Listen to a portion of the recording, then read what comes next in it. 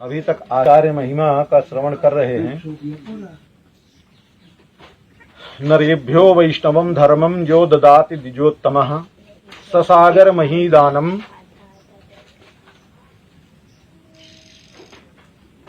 तत्पुण्यम लभते ही सह। मनुष्य मात्र जितने हैं सभी के लिए वैष्णव धर्म है। जो भी मनुष्य के रूप में पैदा हुआ है उसको वैष्णव धर्म का पालन करना चाहिए, वैष्णव होना चाहिए। ये शास्त्र निर्देश कर रहे हैं। पर जीव अपनी बुद्धि लगा करके इधर उधर भटक रहा है। श्री भोले बाबा शंकर जी महाराज कहते हैं, अदीक्षितस्य वामोरुः कृतं सर्वम अनर्थकम। वामोरु कह रहे हैं पार्वती जी के लिए, हे सुंदरी पार्वती जी, जो व्यक्ति अदीक्षित है, दीक्षा नहीं लिया है, गुरु जी से मंत्र नहीं लिया है, जो वैष्णवी दीक्षा नहीं लिया है, उसने जितना भी अनर्थ है, वो जो भी कर रहा है वो अर्थ नहीं है, सब उसके लिए अनर्थ ही है।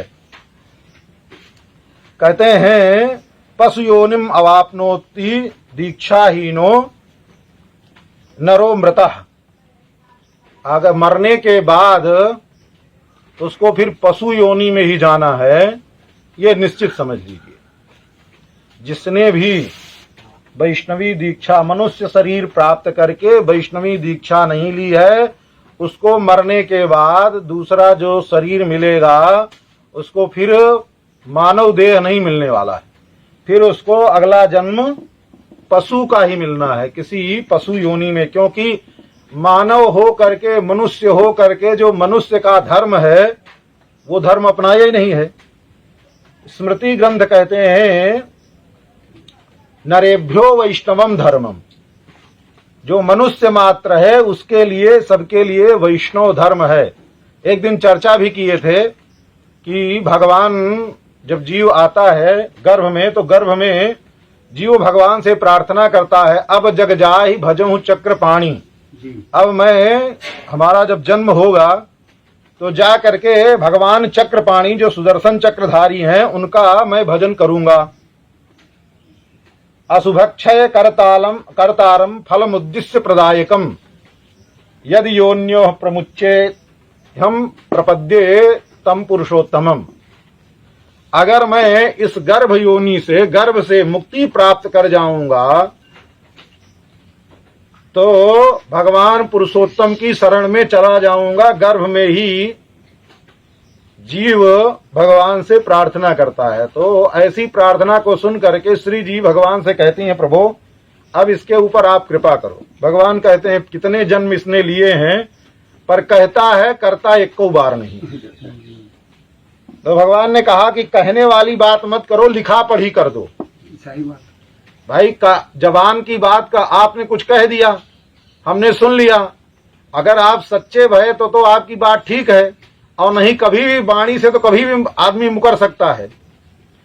तो महाराज लिखा पढ़ी अगर हो जाएगी, तो लिखा पढ़ी जब होती है तब आदमी मुकरता भी है, तो कम से कम दिखाने को रहता है कि महाराज ये अनुबंध है, ये लिखा हुआ रखा है, तब मजबूर हो जाता है। तो भगवान ने कहा क्या लिखा पढ़ी करें, इस समय तो गर्भ में है, इसके लिखा पढ़ी करने का कोई साधन है नहीं, कागज पेन तो है नहीं इस समय। तो श्री जी ने कहा, लक्ष्मी जी ने कहा, महाराज कागज पेन की क्या जरूरत है, जिससे ये लिखा पढ़ी करेगा, जिससे कागज पेन का प्रयोग करेगा, वहीं आप मुहर लगा दो अपनी बस। तो जब भी ये कुछ लिखने पढ़ने लगेगा तभी इसको समझ में आएगा कि हमारी क्या लिखा पढ़ी भई है, हम क्या लिखा पढ़ी करके आए हैं। तो भगवान ने कहा कि इस समय क्या करें।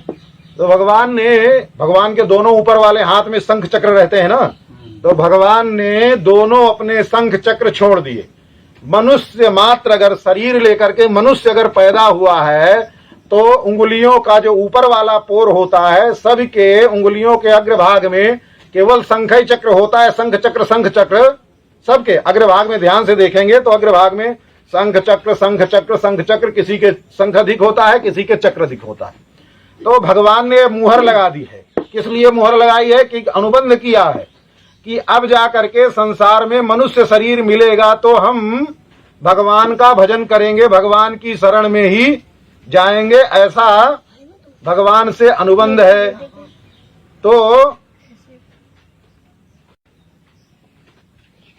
अब जब शंख चक्र, इसीलिए कहा जाता है, इसीलिए हमारे यहाँ प्रातः काल जब हाथ देखने का, प्रातः काल जगते ही सबसे पहले प्रभाते कर दर्शनम, उठते ही अपना अपना हाथ देखो। तो हाथ देखने का क्या मतलब है?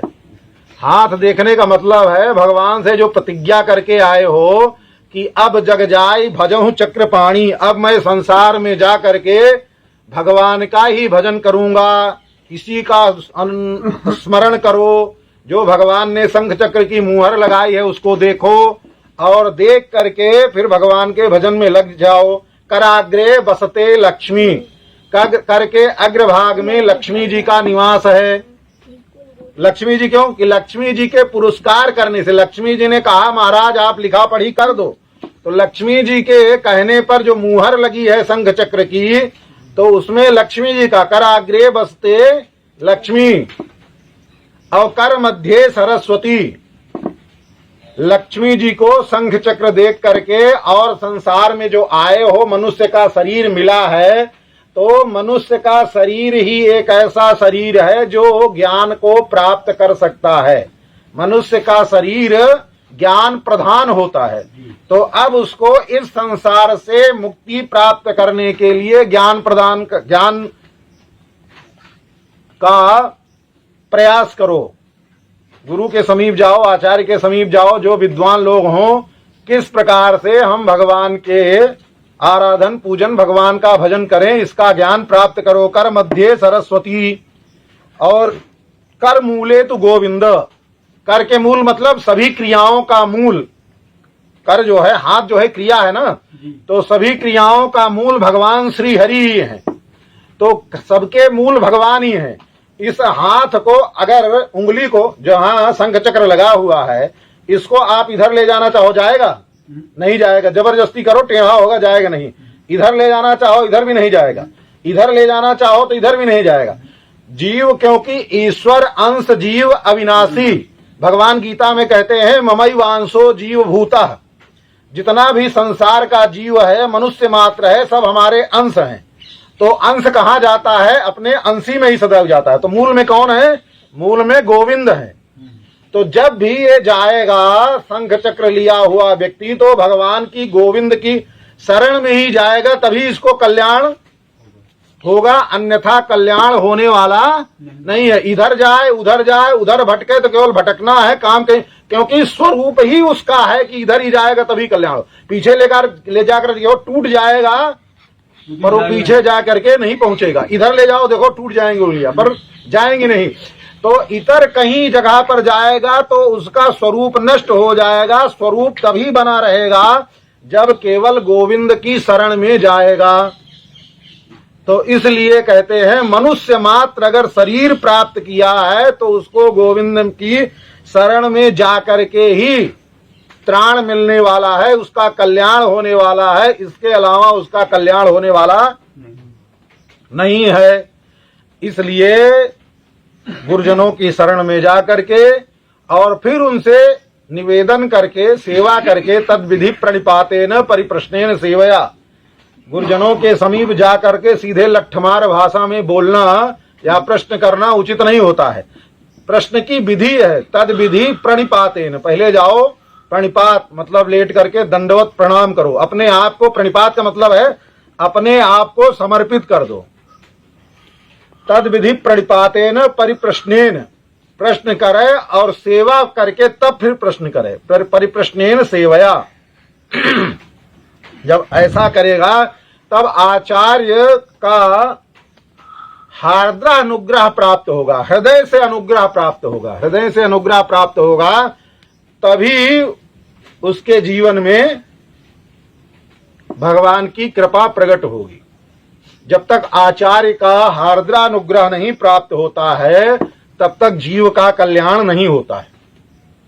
एक बालक थे ब्रजमंडल में, नाम था गोविंद। भगवान उनके साथ खेलते कूदते क्रीड़ा करते, पर जब भी वो भगवान के समीप जाएं, भगवान को छूने का प्रयास करें, तो भगवान उनको मना कर दें, नहीं नहीं हमको अभी हमारा स्पर्श मत करो।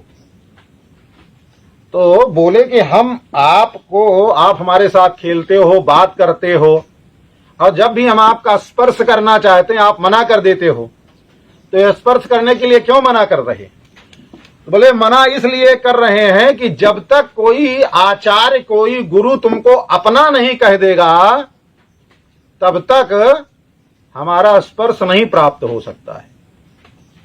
तो गए और गुरु जी से, महात्मा थे, महात्मा से जा करके बोले कि महाराज आप हमको अपना कह दीजिए। बोले अपना कह दें?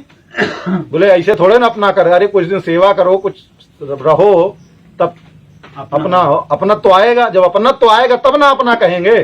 सब दुनिया में कहो केवल महाराज आप हमको अपना कह दो, अपना कह दो, तो कोई ऐसे अपना थोड़े कह देगा। बोले महाराज तब क्या करें? बोले अभी छोटे बच्चे हो, ऐसा करो, आश्रम में जो गाय हैं ले जाओ, इन गायों को चराओ। अब गाय को की सेवा मिल गई, गौशाला में गाय लेकर के, और दिन भर जाए और गाय चराओ। ठाकुर जी भी साथ में रहें, ठाकुर जी भी साथ में रहें, गाय चरवावें, खेलें कूदें, लेकिन जब तक छूने के लिए वो स्पर्श करना चाहे तो मना कर दे, नहीं नहीं अभी छूने का अधिकार नहीं है। क्यों? क्योंकि किसी महापुरुष ने, तुम्हारे गुरु जी ने, तुम्हारे महापुरुष ने अभी अपना नहीं कहा है। जब तक अपना कह देंगे तब जो है होगा। बोले ठीक है महाराज। अब गाय चरावे, ठाकुर जी का साथ खेले। एक दिन हुआ, गाय चराते चराते बरसों बीत गया, और गाय की बड़ी प्रेम से सेवा करे रहे, गौशाला में भी सेवा करे, गोष्ठ में भी सेवा करे। धीरे धीरे आचार्य को सारी क्रियाएं पता चले, ऐसा कर रहा है। तो एक दिन बहुत जोर की बारिश हो गई, गाय ले करके जंगल में गया था चराने के लिए, बारिश हो गई और गाय घेर करके वो ले नहीं आ पाया, और अंधेरा भी होने लगा। तो अब गुरुजी ने सोचा कि भाई पता नहीं कहां रह गया। तो अब वो गुरुजी खोजने के लिए चले आश्रम से। जब गुरुजी आश्रम से खोजने के लिए चले तो भैया पूछे, और भी चरवाहे, गाय चराने के लिए एक आदमी थोड़े न जाता जंगल में, जंगल में बहुत लोग चरवाहे थे। तो सबसे गुरुजी पूछे, अरे भैया तुम हमारे गोविंद को देखे हो क्या? उससे पूछे, अरे भैया तुम हमारे गोविंद को देखे हो क्या? और अंधेरा भी हो गया था, आदमी का चेहरा दिख रहा था। तब तक सबने कहा नहीं हमने तो नहीं देखा, हमने नहीं देखा। पीछे गोविंद भी किसी तरीके से गायों को घेर करके और ले करके आ रहा था। तो गुरुजी ने पूछा, भैया तुम हमारे गोविंद को देखे हो क्या? जैसे सुना कि गुरुजी कह रहे हैं हमारे गोविंद को देखे हो क्या, लेट करके साष्टांग प्रणाम किया। गुरुजी अब तो आपने हमको कह दिया अपना। बोले हाँ तुम अब हमारे अपने हो गए। तो तब फिर गोविंद ठाकुर जी महाराज जब अपना सुन लिए कि आचार्य ने कह दिया, तब गोविंद को यह अधिकार मिला ठाकुर जी का स्पर्श आदि। तो कहने का तात्पर्य है कि जब तक गुरु जी अपना न मान ले, हार्दानुग्रह हृदय से, कोई से किसी से कहलवा दीजिए महाराज आप अपने से हमको कह दीजिए अपना, तो कह देगा ऊपर से, पर अंदर से बात तो अंदर से निकलनी चाहिए ना, हृदय से, कि तुम हमारे हो। अब ऐसे ऊपर तो सब कहता है भैया, तो पर तब ऐसे कृपा होती, बिना आचार्य के किसी जीव के ऊपर कृपा नहीं होती है। ऐसे ही रामानुज स्वामी जी महाराज विराजते थे मैलकोटा में। मैलकोटा दक्षिण भारत में है, कर्नाटक प्रांत में, बेंगलुरु से लगभग 100-125 किलोमीटर दूरी पर है। यादवाद्री भी कहते हैं, मैलकोटा कहते हैं उसको। वहां भगवान संपत कुमार विराजते हैं।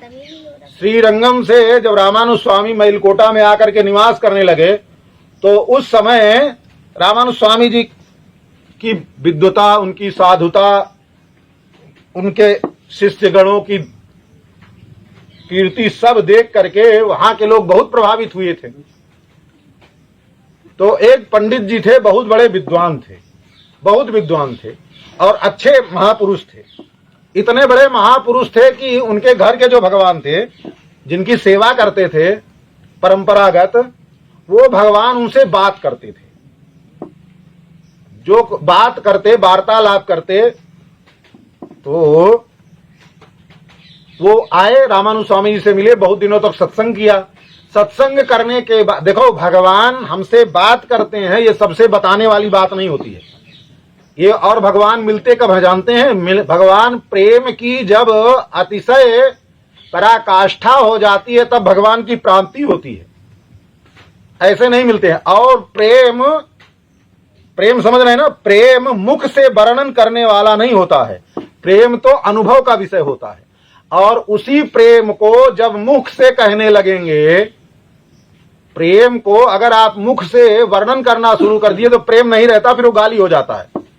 कोई महापुरुष प्रसन्न होवे, प्रेम से मस्तक चूम लेवे, गाल चूम लेवे, और आप चूम लिए, ठीक है, ये तो प्रेम का प्रदर्शन करने का प्रतीक था, उन्होंने कर दिया। अब आप इसी को जा करके 1000 आदमी से बताओ कि अरे महाराज हम तो गए तो हमारे गाल चूम ले हुए, ये बताओ, तो ये विभत्स हो जाएगा ना, एक प्रकार से विभत्स। तो प्रेम, ये तो पहली सीढ़ी है प्रेम की, और जब प्रेम की पराकाष्ठा की स्थिति में जाएगा, उसका अगर मुख से वर्णन करेगा तो गाली हो जाएगी। तो इसलिए प्रेम वर्णन नहीं किया जाता। और भगवान तो प्रेम ही से मिलते हैं, तो जो प्रेम से मिले हैं उनके बारे में किसी प्रेमी जन से ही बात कर सकते हैं, सबसे बात नहीं हो सकती कि भगवान हमसे मिले हैं, भगवान हमसे बात करते हैं, भगवान की हमारे ऊपर कृपा है। ऐसे भले कहे भगवान हमारे ऊपर कृपा है, ठीक है, लेकिन अंतरंग जो भगवान के प्रेम की वार्तालाप है वो सबसे बताई नहीं जाती है। तो महापुरुष बहुत दिन तक रामानुज स्वामी जी का सत्संग किए। बहुत दिन सत्संग पर करने के बाद समझ गए कि ये बहुत बड़े महापुरुष हैं, अब इनसे अपने हृदय की बात बतानी चाहिए। तब महात्मा ने कहा कि यतिराज, हमसे हमारे जो भगवान हैं घर के, वो वार्तालाप करते हैं। आइए महाराज जी, आइए, दंडोत। बोलिए श्री अयोध्यानाथ भगवान की। तो विराजें, आ जाए।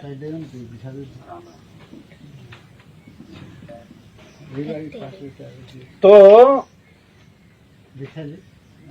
हाँ, नहीं, ठीक महाराज। तो कहने का तात्पर्य है कि उन महात्मा ने, महापुरुष ने बताया कि भगवान हमसे वार्तालाप करते हैं। तो उन्होंने कहा बड़ी अच्छी बात है, ये तो बड़े सौभाग्य की बात है। जन्म जन्मांतर तक लोग भगवान का भजन करते हैं, पूजन करते हैं, आराधन करते हैं, भगवान का सानुभाव नहीं प्राप्त होता है। जन्मांतर का कोई प्रारब्ध है तुम्हारा, भगवान तुमसे वार्तालाप करते हैं, बड़ी अच्छी बात है। तो ऐसे वार्ता रहती। तो रामानुज स्वामी जी ने एक दिन कहा कि ऐसा है, जब आपसे भगवान बात करते हैं तो अपने भगवान से जा करके आप पूछो कि क्या हमारा मरने के बाद मोक्ष हो जाएगा। मोक्ष होने का तात्पर्य है कि इस संसार से फिर आवागमन से हमको छुटकारा मिल जाएगा। तो महात्मा बड़े आश्चर्य, बड़े महाराज आप ऐसी कैसी बात कर रहे हैं, भगवान हमसे प्रकट हो गए हैं, भगवान हमसे बात कर रहे हैं और आप कह रहे हैं हमारा मोक्ष नहीं होगा। बोले आपसे हम कह रहे हैं कि जा करके आप अपने भगवान से पूछो, आपसे बात करते हैं। गए महात्मा, जा करके ठाकुर जी से पूछा कि प्रभु आप हमसे बात करते हैं, हमारे साथ खेलते हैं, हमारे साथ रहते हैं, ये बताइए कि क्या हमारा ये शरीर छूटेगा तो हमारा अंतिम शरीर है, दूसरी बार हमको शरीर नहीं लेना पड़ेगा। भगवान ने कहा ये कोई निश्चित नहीं है, ये कोई निश्चित नहीं है कि मरने के बाद तुमको मोक्ष ही होगा। बोले प्रभु आप हमसे बात कर रहे हैं फिर भी, बोले ठाकुर जी ने कहा फिर भी नहीं। अब जितना पूछने के लिए कहा था रामानुज स्वामी जी ने उतना ही पूछ लिया। दूसरे दिन आए और आ करके बताया कि महाराज ठाकुर जी तो ये कह रहे हैं कि नहीं होगा। बोले ठीक है, अब ये दूसरा प्रश्न जा करके करना। बोले क्या? कि ये पूछना कि रामानुज मतलब दक्षिण में रामानुज स्वामी जी को उडयवर कहते हैं। उडयवर का तात्पर्य है कि दोनों विभूतियों का जिसके हाथ में होवे सामर्थ्य, मतलब भगवान की ईह विभूति और त्रिपाद विभूति, दोनों का सामिप्त जिसके पास होवे उसको उडयवर तमिल की भाषा में कहते। तो रामानुज स्वामी जी ने कहा जा करके पूछना कि उडयवर का मोक्ष होगा कि नहीं होगा, आवागमन से मुक्ति होगी कि नहीं होगी। तो दूसरे दिन गए जय भगवान से फिर वार्तालाप किए, ठाकुर जी से पूछे कि प्रभु एक यहाँ श्रीरंगम से सन्यासी महात्मा आए हैं, उन्होंने पूछा है कि उनका आवागमन से मुक्ति, उनका मोक्ष होगा कि नहीं होगा। तो भगवान ने कहा हाँ उनका हो जाएगा। अब महात्मा ठाकुर जी से भाई नाराज भय, वार्तालाप आप हमसे करते हैं, दर्शन हमको हुआ है और कह रहे हैं मोक्ष रामानुज को हो जाएगा, ये कौन सी बात भाई। तो ठाकुर जी ने कहा देखो वार्तालाप करते हैं ये तो बात है, ये अलग बात है, ये तो तुम्हारा प्रेम है, तुम्हारी भक्ति है, तुम्हारे पूर्व जन्म के संस्कार हैं, उस कारण से हम तुमको प्रकट होकर के दर्शन देते हैं, तुमसे बात करते हैं। लेकिन हमारी इस सृष्टि का नियम है, जब तक कोई जीव गुरु के द्वारा हमारी शरण में नहीं आता है तब तक उसका मोक्ष नहीं होता है। और रामानुज ने महापूर्ण स्वामी की शरण ग्रहण कर लिया है। रामानुज स्वामी जी ने महापूर्ण स्वामी जी के द्वारा उन महापूर्ण स्वामी जी को अपना आचार्य स्वीकार कर लिया है और रामानुज का इसलिए मोक्ष हो जाएगा। कहने का तात्पर्य यह है कि जब तक कोई आचार्य भगवान को की शरण में जीव को ले जाकर के समर्पित नहीं करता है तब तक भगवान उस जीव को स्वीकार नहीं करते हैं, ये निश्चय समझ लीजिए, इसमें कोई दो राय नहीं है। तो कहने का तात्पर्य यह है कि भगवान किसी भी जीव को गुरु के बिना, आचार्य के बिना स्वीकार नहीं करते हैं। तो सबसे बड़ा कर्तव्य जीव का यही है कि जब भी समझदारी आ जावे, जब भी भगवान सद्बुद्धि प्रदान करें, तब विचार करके आचार्य का वर्ण करे। तो आचार्य कैसे होना चाहिए पहले की चर्चा कर चुके हैं। आचार्यो वेद संपन्नो विष्णु भक्तो विमत्सरः, ये सब आगे की चर्चा हो चुकी है। तो ऐसे आचार्य की शरण ग्रहण करे और जब ऐसे आचार्य की शरण में चला जाएगा तो उस जीव का कल्याण होना निश्चित है। समय क्या हो रहा है, ज्यादा समय मोबाइल ना हो। हाँ, तो कहने का तात्पर्य है कि आचार्य की शरण में जाना अति आवश्यक है। और जब आचार्य की शरण में जावे तो निष्ठा पूर्वक, ऐसे नहीं आचार्य को भगवान से कम न माने, यहां तक कि आचार्य को भगवान से ज्यादा, क्योंकि भगवान का जो मंत्र है, जो भगवान के पास जाने का रास्ता है, वो रास्ता बताने वाले गुरु ही हैं। भगवान के पास तब पहुंचेंगे जब आचार्य वो मार्ग बताएंगे, जब वो रास्ता दिखाएंगे तब। इसलिए आचार्य भगवान से भी ज्यादा श्रेष्ठ हैं। दक्षिण भारत में ही तमिलनाडु में काष्ठमन्नारगुड़ी है एक जगह, वहां ईश्वर मुनि स्वामी जी, नाथ मुनि स्वामी जी के पुत्र हैं। उनको एक पुत्र की प्राप्ति हुई। नाम यमुना जी के किनारे, वो प्राचीन काल में लोग पद यात्रा ही ज्यादा करते थे, तो दक्षिण के लोगों का बड़ा प्रेम ब्रजमंडल और अयोध्या से है। तो लोग उस जमाने में पैदल ही यात्रा करते करते करते करते आए और आ करके यमुना जी के किनारे बहुत दिनों तक पुत्र की प्राप्ति के लिए वृंदावन में रह करके आराधन किया भगवान का। आराधन करने से उनको एक पुत्र रत्न की प्राप्ति हुई। यमुना जी के आराधन से पुत्र प्राप्त हुआ था तो उसका नाम यामुन रख दिया। यमुना जी से मिला था इसलिए उनका नाम यामुन रख दिया। अब यामुन जब प्रकट हो गए, धीरे धीरे 6 साल के हो गए, तो ब्राह्मण के बालक का कर्तव्य होता है ब्राह्मण का कि 6 वर्ष का बालक हो जावे तो उसका यज्ञोपवीत संस्कार करके उसको गुरुकुल में भेज देना चाहिए विद्या पढ़ने के लिए। गुरु गृह गए पढ़न रघुराई, अल्पकाल विद्या सब आई। गुरु जी के घर में जब शिष्य जाएगा पढ़ने के लिए, गुरुकुल में रह करके पढ़ेगा, तो थोड़े समय में ही उसको विद्या प्राप्त होगी। और जो ट्यूशन लगाएगा, गुरु जी क्या मास्टर होते हैं, मास्टर घर में पढ़ाने आएगा तो विद्या नहीं मिलेगी, अविद्या ही मिलेगी। विद्या का तात्पर्य होता है विद्या साजा विमुक्त है। विद्या तो वो है जिसको प्राप्त करके इस संसार से मुक्त हो जावे। और आज की जो विद्या है वो आज की विद्या मुक्ति नहीं कराती, आज की विद्या तो बंधन कराती है। बंधन का मतलब है पढ़ लिखने के बाद क्या करोगे पूछो, नौकरी। तो कहेगा नौकरी। नौकरी का मतलब बंधन है ना, है। नौकरी का मतलब नौ कर के हाथ, नौ कर मतलब हाथ, 9 लोगों के हाथ के अंडर में जो रहे वो नौकर होता है।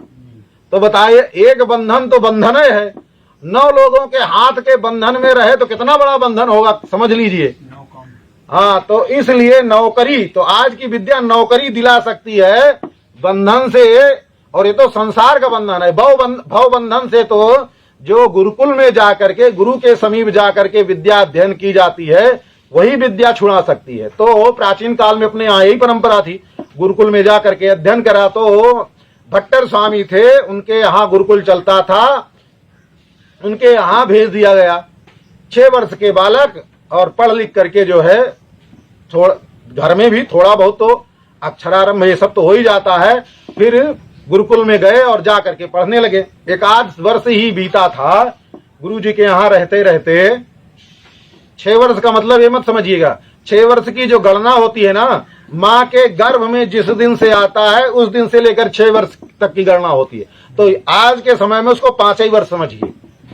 तो 1 वर्ष बीता होगा गुरु जी के गुरुकुल में रहते रहते। तब एक दिन सब विद्यार्थी बैठे हुए थे, विद्या अध्ययन पढ़ रहे थे। तो पढ़ रहे थे तो उसी समय कुछ सैनिक आए और उनके साथ में कुछ छात्र भी थे, बड़े बड़े। उन्होंने आ करके पूछा, ए बालकों, तुम्हारे गुरुजी कहाँ हैं? तो उन्होंने कहा, गुरुजी कहीं बाहर गए हुए हैं, गुरुजी हैं नहीं। तो उन्होंने कहा कि अरे अपने गुरु से कह देना कि हम विद्वज्जन कोलाहल के शिष्य हैं, आए हैं कर वसूलने के लिए। तो उनसे कह देना कि उन्होंने कर नहीं भिजवाया है, कर भिजवा देवें। तो वो बालक यमुना जी की कृपा से न पैदा हुए थे, जो भगवान की कृपा से, भगवान के आशीर्वाद से पैदा होते हैं, विलक्षण होते हैं। तो उन्होंने कहा, भैया हमारे गुरुजी, ब्राह्मण तो वैसे भी कर का अधिकारी नहीं होता, ब्राह्मण से राजा भी कर नहीं लेता है, तो हमारे गुरुजी कर काहे को देवें भाई तुम्हारे गुरुजी को।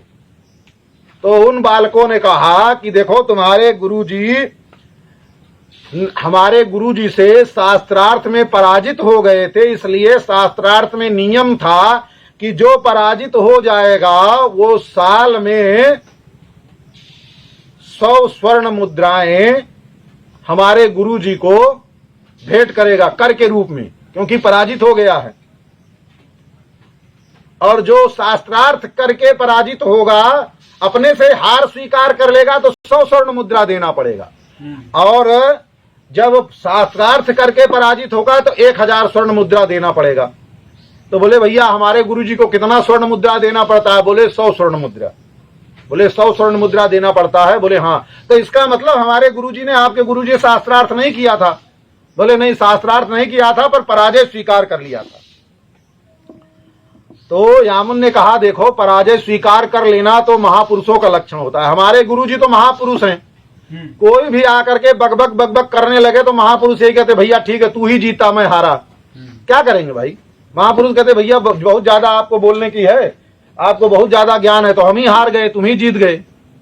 तो हमारे गुरुजी तो साधुता के नाते हार स्वीकार किए हैं, वैसे हमारे गुरुजी तुम्हारे गुरुजी से हारे नहीं हैं।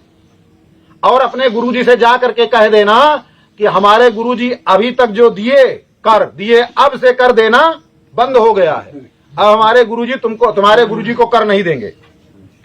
और कह देना गुरुजी को बहुत शास्त्रार्थ करने का मन होवे तो हमारे गुरुजी की तो बात छोड़ देवे, हमसे शास्त्रार्थ कर लेवे, हम उनसे शास्त्रार्थ करेंगे, कह देना गुरुजी से। वो बालक लोग सैनिकों के साथ आए थे, वो राजा के सैनिक थे सब साथ में, और विद्वज्जन कोलाहल, वो राजा के राजपुरोहित, और उनको बड़ा अहंकार। तो ऐसे पूरे देश में वो घूम घूम करके उस देश में जहां तक राजा का राज्य था सभी ब्राह्मणों से कर लेते थे।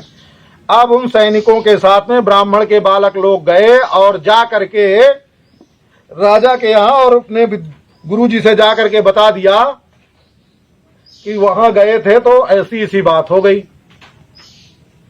तो राजा ने कहा ठीक है, शास्त्रार्थ करने के लिए, बोले वो तो बालक छोटा ही बालक है, क्या उसे शास्त्रार्थ करेंगे। बोले शास्त्रार्थ करने की बात छोड़ो, अगर किसी ने भी चुनौती दिया है तो शास्त्रार्थ तो करना ही पड़ेगा। बोले ठीक है। राजा ने अपने 2-4 सैनिकों को भेज दिया, जाओ लेकर के आओ शास्त्रार्थ करने के लिए।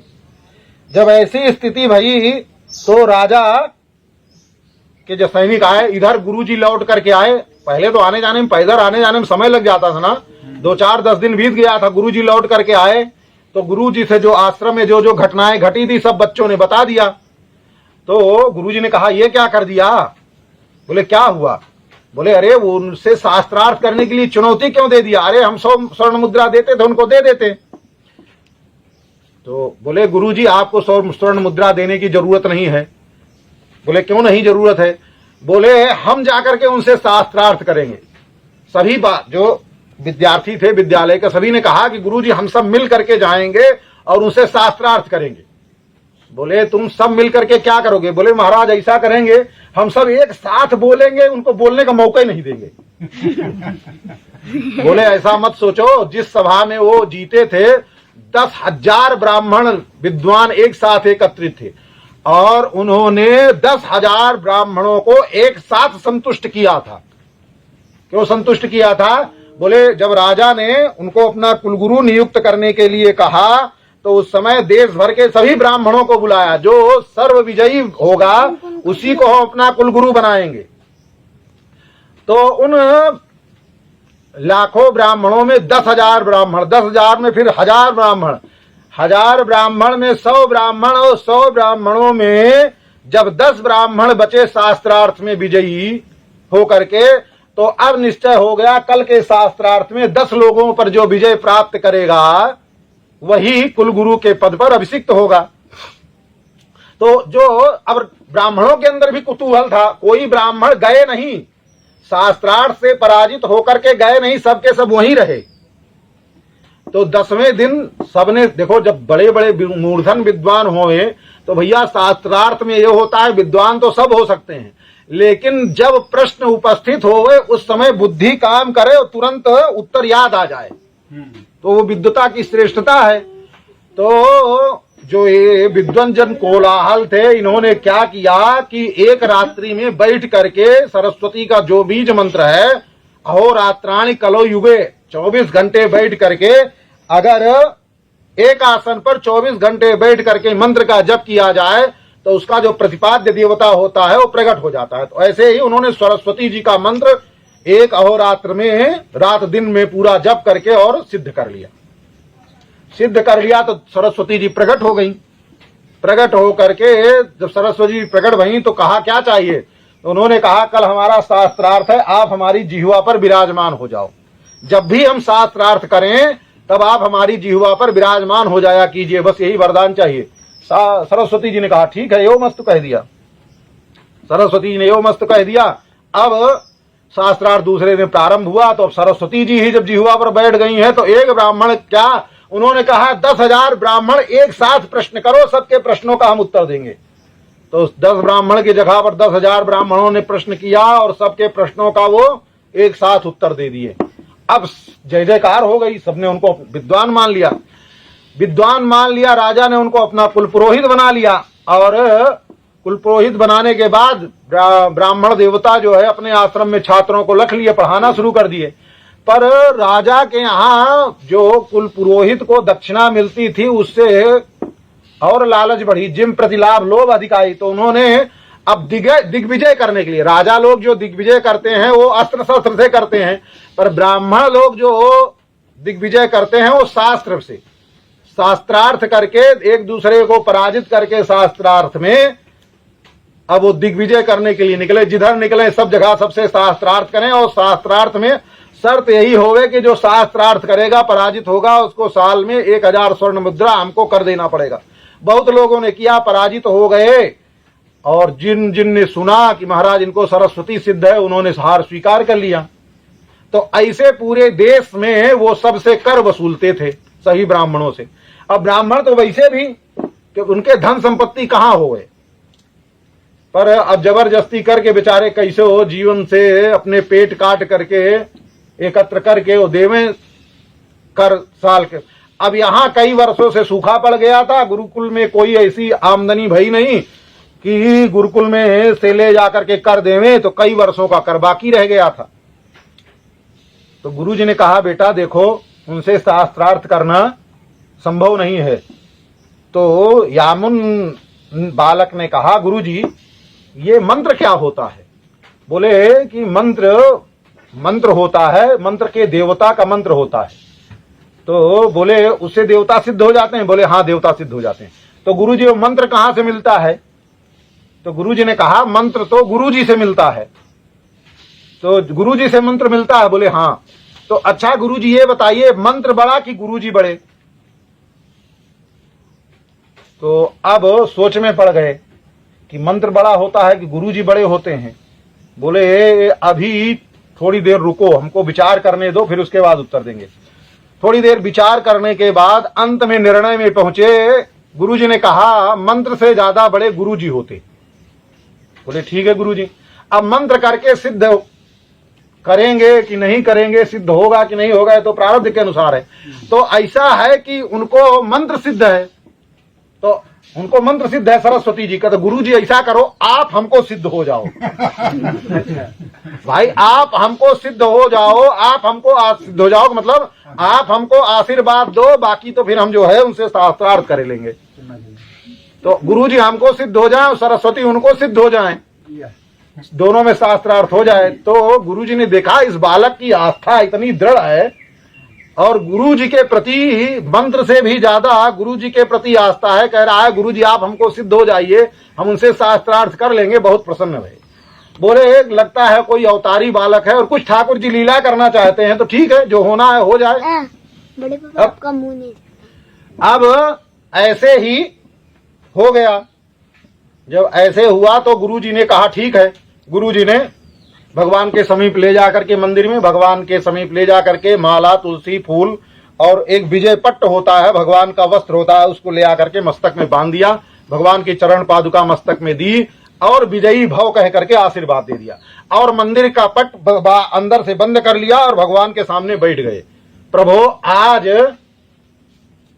ये हमने कह दिया है कि मंत्र से बड़ा गुरु होता है, तो आज आपको ये सिद्ध करना है। अगर आपने सिद्ध कर लिया तब तो हम पट खोलेंगे, और नहीं तो आप ही के साथ है बैठे बैठे यही शरीर छोड़ देंगे। बैठ करके माला लेकर के भगवान का भजन करने लगे। सैनिक लोग आए, सैनिकों ने कहा चलो शास्त्रार्थ करने के लिए।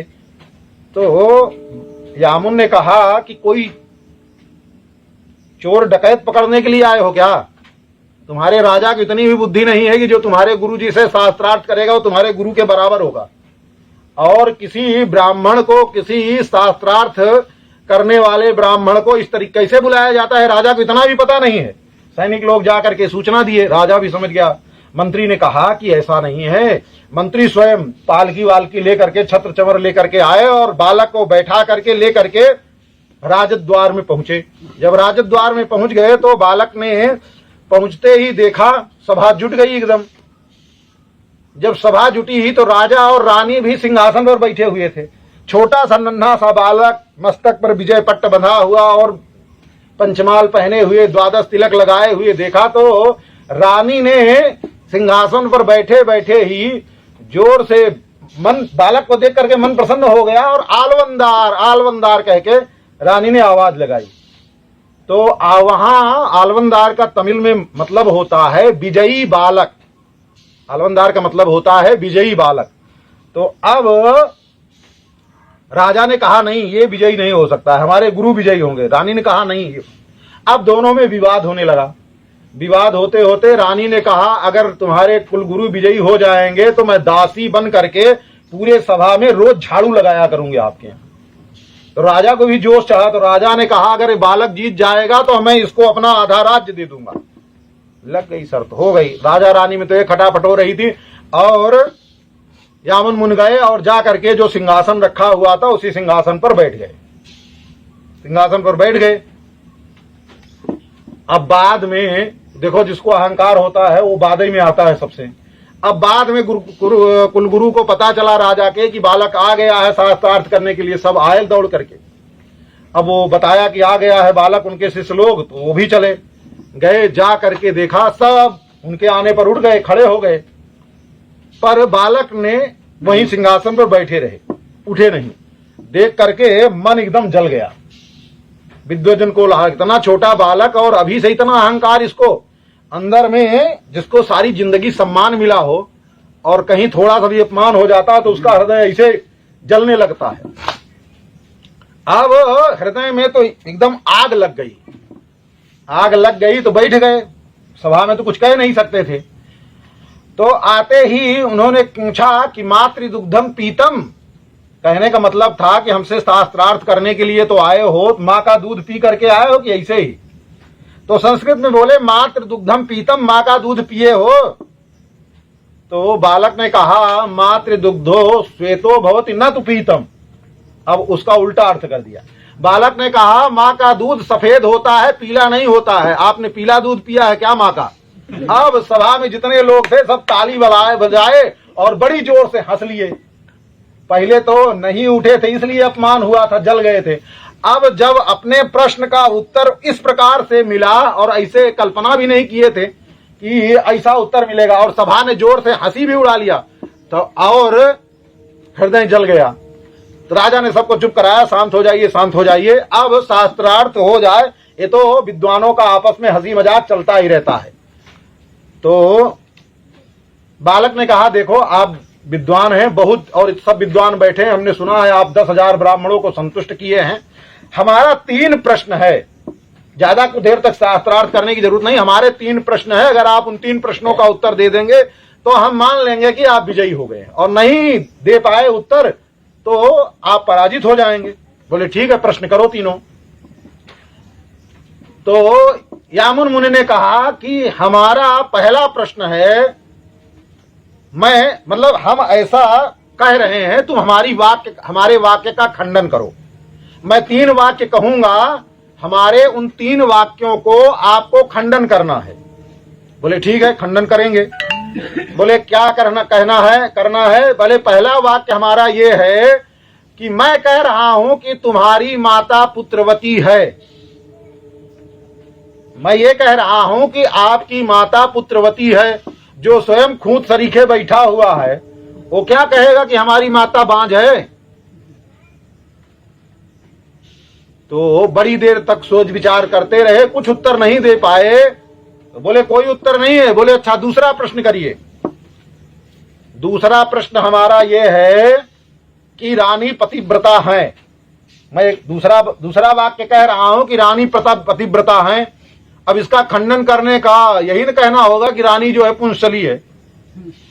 भाई रानी सती नहीं है, यही न कहना पड़ेगा। रानी व्यभिचारिणी यही कहेंगे तभी खंडन होगा। और मैं कह रहा हूं कि रानी सती है। अब विद्वज्जन कोलाहल की हालत खराब हो गई। जिस राजा के दरबार में बैठे हुए हैं उसी के रानी को कैसे कहें कि व्यभिचारिणी है वो? और बोले महाराज चलो अच्छा तीसरा वाक्य। बोले तीसरा वाक्य ये है हमारा कि राजा धर्मात्मा है। लो, अब जिस राजा के कुलगुरु हैं उसी राजा को पापी बता देवे, अधार्मिक बता देवे, ये भी संभव नहीं था। तीनों अब उत्तर नहीं दे पाए। और विद्वज्जन कोलाहल बैठ करके सरस्वती जी का बहुत स्मरण कर रहे हैं, पर आज सरस्वती जी जीवा पर आ ही नहीं रही हैं। जब बहुत अनुनय विनय किया तो सरस्वती जी ने आ करके मस्तिष्क में प्रकट नहीं भाई, मस्तिष्क में प्रकट हो करके उनके मस्तिष्क में कहा देखो अब मैं तुम्हारे जिह्वा पर आज से नहीं आऊंगा, क्योंकि तुम्हारा शास्त्रार्थ जिससे है वो कोई सामान्य बालक नहीं है, वो भगवान के घंटा का अवतार है। जो वैकुंठ में भगवान का घंटा है उस घंटा का अवतार है। और इससे शास्त्रार्थ में विजयी नहीं होगे। जीवन में तुमने बहुत अनाचार अत्याचार किया है, अब इसकी शरण में जा करके अपना कल्याण खोजो। कह करके सरस्वती जी अंतर ध्यान हो गई। अब वो ब्राह्मण देवता विद्वत जन कोलाहल आंख खोल करके बैठे, आंख खोले नहीं बंद किए बैठे रहे, कुछ बोले, उत्तर ही नहीं दिए। तीनों जो वाक्य पूरे हो गए तब और बहुत लोग विद्वान लोग थे, राजा लोग, सब लोगों ने कहा भाई ये तो ऐसे वाक्य हैं कि जिनका कोई भी खंडन नहीं कर सकता है। भाई वाक्य तो वो कहे जाए जिसका खंडन किया जा सके तब तो माना जाए। अगर विद्वत जन कोलाहल की हार तो तब मानी जाएगी जब ये कहे इस बात का खंडन आप स्वयं कर देंगे। बालक ने कहा हाँ ठीक है, हम खंडन करते हैं। तो मैंने पहला वाक्य कहा था कि इनकी मां पुत्रवती है, तो मैं खंडन कर रहा हूं, इनकी मां पुत्रवती नहीं है। शास्त्र ये कहता है कि जिस स्त्री को एक संतान होवे वो बांझ के समान होती है, उसको पुत्रवती नहीं कहा जा सकता। एक संतान वाली मां बांझ के समान होती है। शास्त्रों का उन्होंने प्रमाण पर प्रमाण दे दिया। पूरे सभा में जोर से ताली बज गई। और भी देखिए, पुत्र बन करके किसी का पुत्र होकर मां के गर्भ से पैदा हो जाना ही पुत्र तो नहीं है। पुत्र का मतलब है पुम कहते हैं नरक को। नरक से जो त्राण दिला देवे वो पुत्र होता है। नरक से जो अपने माँ बाप को छुटकारा दिलावे पुत्र। बोले इनके कर्म ऐसे नहीं थे कि ये नरक से छुटकारा, इन्होंने पता नहीं कितने ब्राह्मणों से कर लिया है, पता नहीं कितने ब्राह्मण विद्वान तपस्वियों का इन्होंने हृदय दुखाया है। जो ब्राह्मण किसी को कर देने का अधिकारी नहीं होता है उससे जबरदस्ती कर लिया है। इनके कारण पता नहीं कितने ब्राह्मणों ने आत्महत्या तक कर ली है। तो आप सोच रहे हो कि इनको ये अपने पितरों को नरक से मुक्ति दिलाए होंगे? इनके जो पितर भी अगर स्वर्ग में रहे होंगे तो नरक में चले गए होंगे। और पुत्रवती जुवती जग सोई, रघुपति भगत जासु सुत होई। शास्त्र ये कहता है पुत्रवती तो वही माँ है जिसका पुत्र भगवान का भगत होवे। जो ब्राह्मणों का ही सम्मान नहीं कर पा रहा हो तो भगवान का भगत कैसा है आप जानते ही नहीं। जिसके हृदय में भगवान की भक्ति नहीं है वो माँ पुत्रवती नहीं है। पहले वाक्य का हमारा खंडन हो गया, सबने कहा हाँ हो गया। दूसरा वाक्य था, हमने कहा था रानी सती है, तो हम इसका खंडन कर रहे हैं। रानी उत्तम पतिव्रता, रानी सती नहीं है पर पति परायणा है। कैसे हैं? मैंने अभी आते आते सुना था इनके पति कह रहे थे कि हमारे आचार्य विजयी होंगे, और रानी कह रही है कि ये बालक जो आ रहा है वो विजयी होगा। सती का तो स्वभाव ऐसा होता है कि पति कहे कि दिन को रात तो सती कहे कि हाँ प्रभु रात, और सती का वाक्य अगर निकल जावे रात तो दिन को भी रात्रि हो जाएगी। सती का मतलब ये होता है। अनेक सतियों का चरित्र शास्त्र में वर्णन है। पति जो कहे उसी के अनुसार अनुसरण करना। पति के मति के विपरीत अगर स्त्री चलती है तो वो सती कहलाने योग्य नहीं है, वो सती नहीं है। और मैंने अपने इनके राजा के विपरीत अभी इन्हीं के वाक्य इसी सभा में सुने हैं। हम ये नहीं कह रहे हैं कि ये व्यभिचारिणी है, पर मैं ये कह रहा हूं कि ये सती नहीं है, उत्तम पतिव्रता या उत्तम श्रेणी की सती नहीं है, मैं ये कह रहा हूं।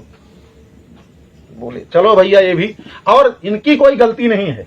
तो माँ का तो हृदय ही होता है, माँ का वात्सल्य पूर्ण हृदय होता है। बालक को देख करके माँ का वात्सल्य प्रकट हो जाता है। वात्सल्य के कारण इन्होंने हमको विजयी बालक कह दिया। पर जो विधि है उस विधि से विपरीत तो गई ही, पति के मति के विपरीत गई। वो दूसरे वाक्य का भी खंडन हो गया। बोले तीसरा वाक्य, राजा धार्मिक है। राजा, मैं कह रहा हूं कि राजा धार्मिक है, हमने ये कहा था। बोले हाँ, इसका खंडन कर दीजिए। बोले राजा को मैं पापी घोषित कर रहा हूं। मैं कह रहा हूं राजा धार्मिक नहीं है। जिस राजा के राज्य में ब्राह्मण दुखी होवे, कष्ट में होवे, देखो उठाओ जाओ, जिस राजा के राज्य में ब्राह्मण दुखी होवे, ब्राह्मण से कर लिया जाए जिस राजा के राज्य में, वो राजा धार्मिक कैसे हो सकता है? लेकर के आओ, जानकी लेकर के जाओ। उसको धार्मिक कैसे कहा जाता? इसलिए मैं राजा को कह रहा हूँ, राजा धार्मिक तब होते, गुरुजी जब ब्राह्मणों से कर ले रहे थे तो कहते महाराज राजा का कर्तव्य होता है कि राजा के राज्य में ब्राह्मण से कर न लिया जाए। अगर आपको और पैसे की आवश्यकता है तो हम दे देते हैं, पर हमारे राज्य के ब्राह्मणों को कर से मुक्त करिए आप। तब तो राजा धार्मिक होते, पर राजा ने ऐसा नहीं किया, इसलिए राजा अधार्मिक है। पूरी सभा खड़ी हो गई और सबने जय जयकार कर दिया। अब वो रानी दौड़ करके गई, वो 6 वर्ष के जो बालक थे उनको उठाया और अपनी गोदी में ले करके सिंहासन पर बैठा दिया, और राजा ने भी अपना मुकुट उतार करके पहना दिया। राजा ने भी मुकुट उतार करके पहना दिया, और राजा के कोई संतान नहीं थी, तो राजा ने जो है दत्तक पुत्र के रूप में यामुन मुनि को ले लिया। अब सभी बालक विजयी हुए, जय जयकार हुई, सबको सूचना गई। बालक कितनों बालक होए, पर गुरुकुल में पढ़ना तो जाकर ही है। बालक राजा ने अपना युवराज घोषित कर दिया। फिर यामुन मुनि आए, अपने गुरु के आश्रम में रह करके अध्ययन किया, और फिर आगे चल करके बहुत बड़े विद्वान हुए। उनकी और भी आगे बहुत से चरित्र हैं। तो कहने का तात्पर्य है, गुरु के प्रति इतनी निष्ठा होवे कि सरस्वती उनको सिद्ध है, गुरु जी हमको सिद्ध है। अब देखते हैं कौन विजयी होगा। तो गुरु जी महाराज ने जब सुना कि बालक विजयी हो गया तो भगवान को साष्टांग प्रणाम किया, और प्रणाम करके ठाकुर जी से कहा, प्रभु आपने जो है आज गुरु पद की लाज रख ली। तो ऐसे ही गुरु जी के प्रति जिसकी दृढ़ आस्था होगी, जिसकी श्रद्धा होगी, उसके सारे काम होने ही हैं, उसके कोई काम रुक नहीं सकते हैं। बोलिए श्री अयोध्यानाथ भगवान की जय, श्री रंगनाथ भगवान की जय, श्री लक्ष्मी नारायण भगवान की जय, सीता रामचंद्र भगवान की जय, श्री हनुमान जी महाराज की जय, श्री सरयू मैया की जय, श्री अयोध्या धाम की जय, सब संतन की जय, सब भक्तन की जय। जय श्री सीताराम, जय श्री राम।